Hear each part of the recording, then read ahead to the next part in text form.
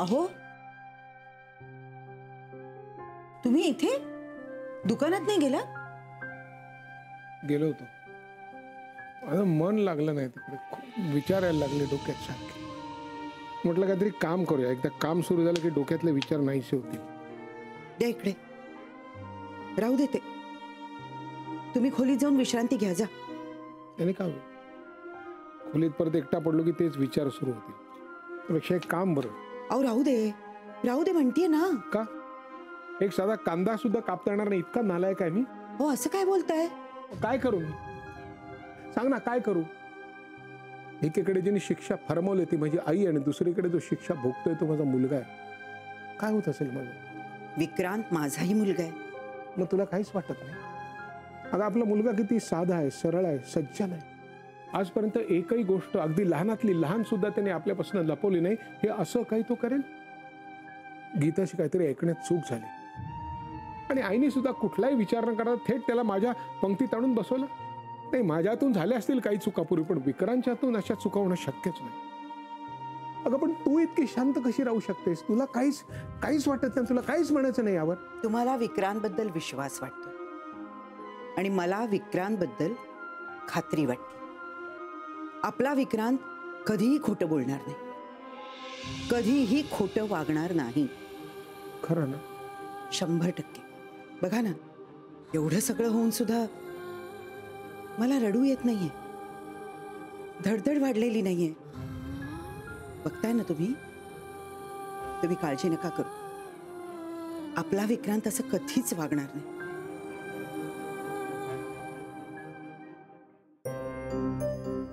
आज तुम्ही स्वयंपाकघरासाठी वेळ काढलाय तर मग दोघं मिळून काहीतरी छानपैकी खायला करूया का? हो बघताय काय, कांदा चिरायला घ्या. चला.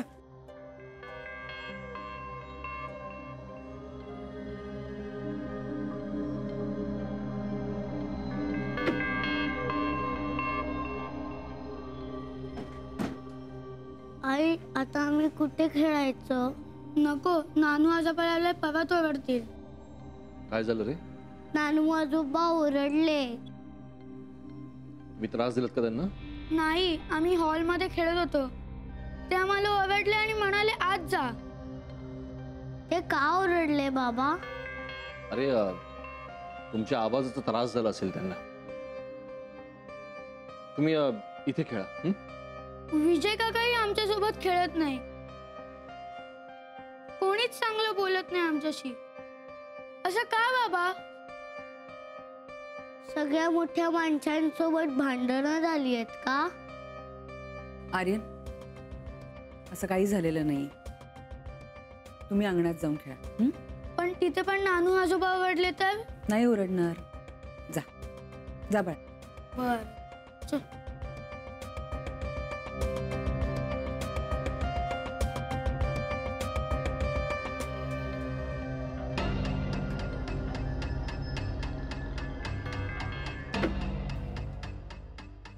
मुलांना सांगितलंस तसं खरंच काही झालेलं नाही. म्हणजे घरातलं वातावरण बदललंय हे मुलांनी कळतंय गीता. आता मी त्यांना काय सांगू मोहन? करेक्ट, मुलांना आता गप्प केलंस तू, पण अख्खं घर गप्प झालंय गीता. त्यांना कधी बोलतं करणार आहेस आणि कसं? मी फक्त एक सत्य समोर आणलंय मोहन. हो, पण माझ्याशी बोलल्याशिवाय तू कुठलंही पाऊल उचलणार नाहीस हे मी तुला आधी सांगितलं होतं गीता. तुझ्यामुळे घरातला प्रत्येक जण डिस्टर्ब झालाय. दादा बहिणीला काय वाटलं असेल याचा विचार केलास तू? त्यांना काय धक्का बसला असेल हे असं सगळं समोर आलं त्यांच्या. पण कधी ना कधी ते उघड होणारच होतं ना मोहन. पण ते तू का उघड केलंस गीता हेच माझं म्हणणं आहे. जेव्हा वेळ येईल तेव्हा सगळ्यांना कळलं असतंच ना. तुला उघड करायची काय गरज होती? आई मला ओरडली तेव्हा तुला खूप वाईट वाटलं. एकटी पडली होतीस, त्रास झाला हो ना. त्यानंतर आई तुझ्याशी येऊन बोलली सुद्धा. पण तेव्हाचा अपमान बहुतेक तू अजून विसरलेली नाहीयेस. इगो फक्त इगोमुळे हे सगळं झालं असं नाही वाटत तुला? मग काय करायला हवं होतं? मी गप्प बसून राहायला हवं होतं. इतकं मोठं सत्य घरात लपवलेलं असतं ना. अरे पण एकदम जाऊन अचानक आईला सांगायची काय गरज होती? जरा जरा पद्धतशीरपणे योग्य प्रकारे आईच्या कानावर घालता आलं असतं तर ही अशी तिडीक गेली नसती तिच्या डोक्यामध्ये. आईने मला शिक्षा केली तशीच ती विक्रांतला करते की नाही हेच बघायचं होतं ना तुला. असं नाही रे मोहन. हे घर पूर्वीसारखं परत कधी होईल मला माहित नाही. नाही आणि मी हे चिडून बोलत नाहीये, पण तू मला सांग गीता, हे जे सत्य आहे हे सगळ्यांसमोर तू आणलंस, मग हे घर पुन्हा पूर्वीसारखं करणं तुला जमणार आहे?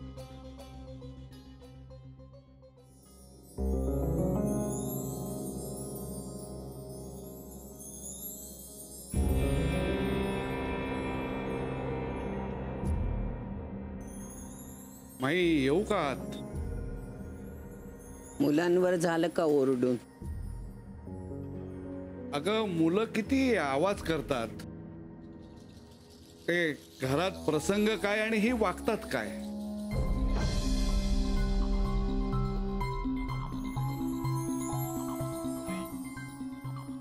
घरात काय प्रसंग आहे हे मुलांना काय कळणार? लहान आहेत ती.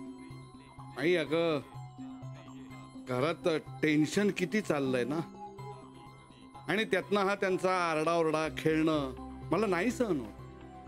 जे काय झालं ना नानू ते माझ्यात आणि विक्रांतमध्ये आहे. त्याची झळ पोरांना लागता कामा नये. त्यांना खेळू द्या.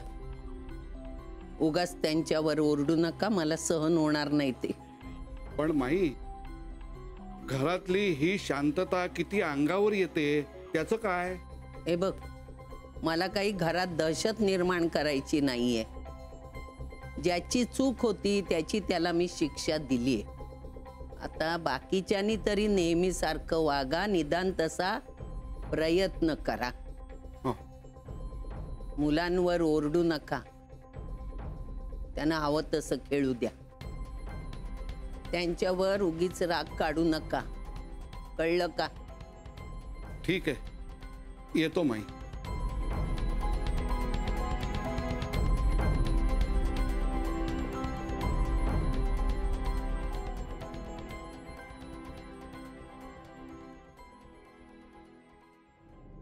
हलके जरा मीठ आण. अगो बाई, आजही मीठ कमी पडलंय का? काय असं होतंय कोण जाणे. बघ नानू मामा, ऍक्च्युली आई तिखट जास्त आणि मीठ कमी पडलंय. मी ना आज चवच नाही घेऊन बघितली. नाही असू दे, एखाद दिवस होतच. म्हणजे आई आज तुम्ही जेवण नाही केलंय? नाही मी केलंय, म्हणजे मदत केली मी तिला. काय सांगतोयस काय? म्हणून गडबड झाली की काय? हा असेल. अरे मामा, एखाद दिवस खा ना. तू रोज तिखट बोलतोस तर आम्ही पचवतोस ना. अरे माझं वय बघ ना, आणि मग सांग मला जास्तीचं तिखट पचवायला.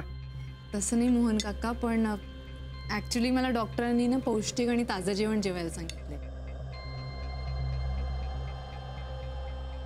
रोज रोज असं व्हायला लागलं तर जरा पंचायत होईल ना. काल सुद्धा असंच झालं होतं.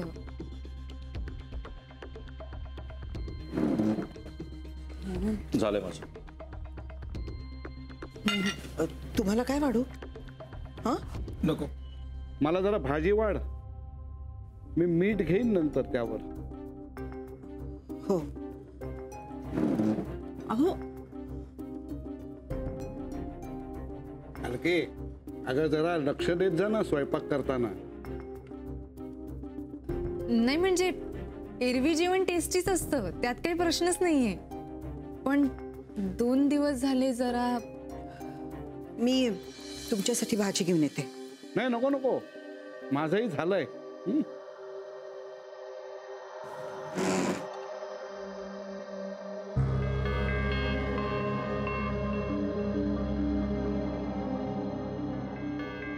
आई तुम्ही तरी थांबा ना माझ्या बरोबर. म्हणजे सगळे असे एकामागोमाग एक निघून गेले. कोणी काही बोललंच नाही. तुला काही हवंय का? काय वाढू? आई, आजींनी सांगितलंय विक्रांतशी बोलायचं नाही. मग आपण का एकमेकांशी नीट बोलत नाही आहोत? ठीक आहे, मी सुद्धा बडबड करत नाही, माझ्या रूम मध्ये जाते.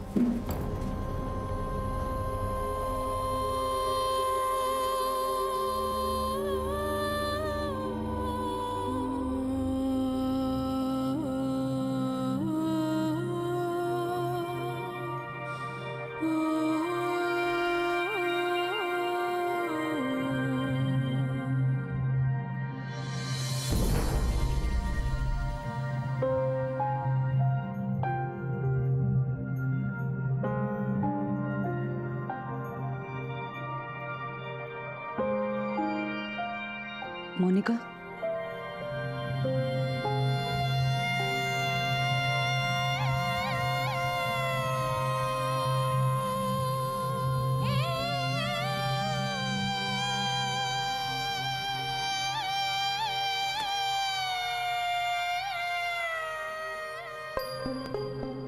मोनिका, मी तुमच्याशी बोलण्याच्या किंवा तुमचं काहीही ऐकून घेण्याच्या मनस्थितीत आहे असं वाटतंय का तुम्हाला काकी?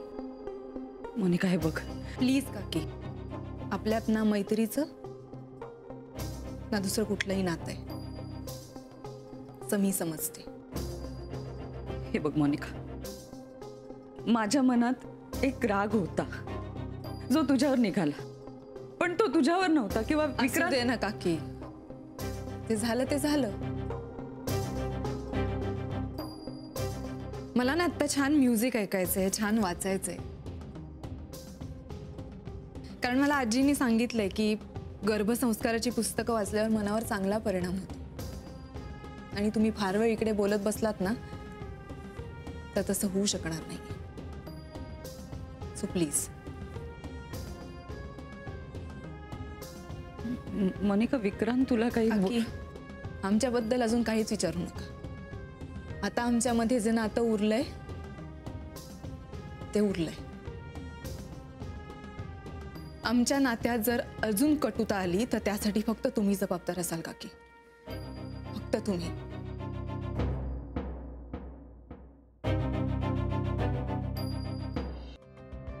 माई येऊ का? ये बाबा ये.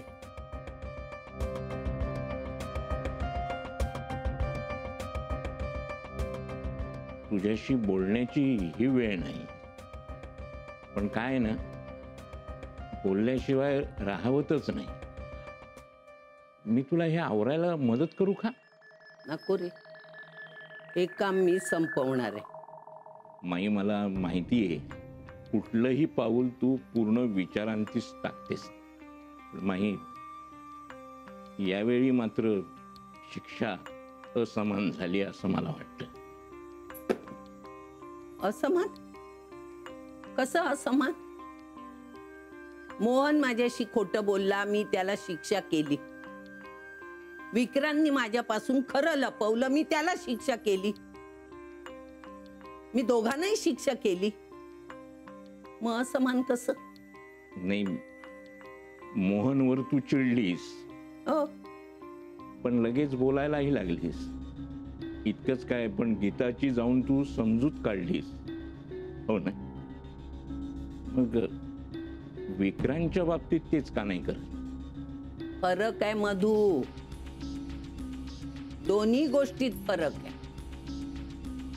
त्याला ही शिक्षा एकट्यानेच भोगायला पाहिजे. विक्रांतने कबुली दिली ना की त्याच्या हातून घडू नये ते घडलं, जे मोनिकाने आपल्याला सांगितलं. पण माई, जरा विचार कर, टाळी काही एका हाताने नाही वाजत का? मग शिक्षा फक्त आपल्या पोराला का ग? मधू, तुला जे वाटलं ते एकदम बरोबर आहे, पण मला सांग, आपण अपेक्षा आपल्या माणसांकडूनच करतो की नाही? अरे, ज्याला आपण लहानाचं मोठं केलं, ज्याच्यावर संस्कार घडवले, बऱ्या वाईटाची शिकवण दिली, तो जर असं वागला तर त्याला शिक्षा द्यायला नको? झाल्या प्रकारात मोनिकाचाही हातभार होता ना, तिलाही शिक्षा व्हायला हवी. चूक तिची आहे ना. पण मधू, ती आता गरोदर आहे, एका नव्या जीवाला जन्म देणार आहे. तिच्या मनाला त्रास होईल अशी कुठलीही शिक्षा मला तिला द्यायची नाहीये. अरे ते बाळ जन्माला यायच्या आधीच मी त्याला का बरं शिक्षा द्यायची? अशी मी कुठलीही शिक्षा तिला देणार नाहीये. मी तिला शिक्षा देणार आहे, पण ती नंतर. माई, तुझं बरोबर असेलही कदाचित, पण मला वाटतं तू पुन्हा एकदा विचार करावास. या गोष्टीचा तुलाही त्रास होतोय. हे जे सगळं करतेस ना, त्यातून कळतंय मला ते. मधू, तू बोलतोस ना तेव्हा मला बरं वाटतं. खरं सांगू मधू, खरं तर मी तुझीच वाट बघत होतो. कारण असं काही घडलं ना की माझ्यापर्यंत पोहोचण्याचा तू एक दुआ आहे रे. माई, येतो मी. मला जे वाटलं ते मी बोललो. काळजी घे. तुला काय वाटलं तर मला सांग माई, मी तुला जरूर मदत करेन. हे सांगायला हवं का मधू? येऊ.